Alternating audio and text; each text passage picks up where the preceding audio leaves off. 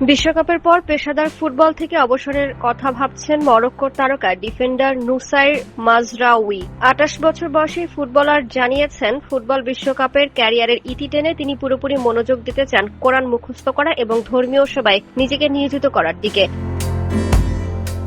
২০২৬ FIFA বিশ্বকাপকে ঘিরে গত মার্চে দেয়া এক পুরানো সাক্ষাৎকারে মাজরাউই স্পষ্টভাবে ইঙ্গিত দেন এই টুর্নামেন্টটি হতে পারে তার শেষ আন্তর্জাতিক আসর। তিনি বলেন, আমি হয়তো বিশ্বকাপের পর অবসর নেয়ার সিদ্ধান্ত নিতে পারি। জীবন খুব ছোট, আমি কোরআন মুখস্থ করতে চাই এবং একদিন মসজিদের ইমাম হতে চাই। তার এই মন্তব্যটি চলতি বিশ্বকাপে নতুন করে আলোচনায় আসে, যদিও তিনি এখনো আনুষ্ঠানিকভাবে অবসরের তারিখ নিশ্চিত করেননি। তবে ধারণা করা হচ্ছে, ধর্মীয় শিক্ষায় নিজেকে সম্পূর্ণভাবে নিবেদিত করার পরিকল্পনা থেকে এমন সিদ্ধান্তের কথা ভাবছেন তিনি। কোরআন মুখস্থ করা বা হিফজ সম্পন্ন করা একটি দীর্ঘ ও নিবিড় প্রক্রিয়া, যা সম্পূর্ণ করতে বছরের পর বছর অধ্যবসায়ের প্রয়োজন। পাশাপাশি ইমাম হওয়ার জন্য শুধু কোরআন মুখস্থই নয়, প্রয়োজন গভীর ধর্মীয় জ্ঞান ও কমিউনিটি নেতৃত্বের দক্ষতা।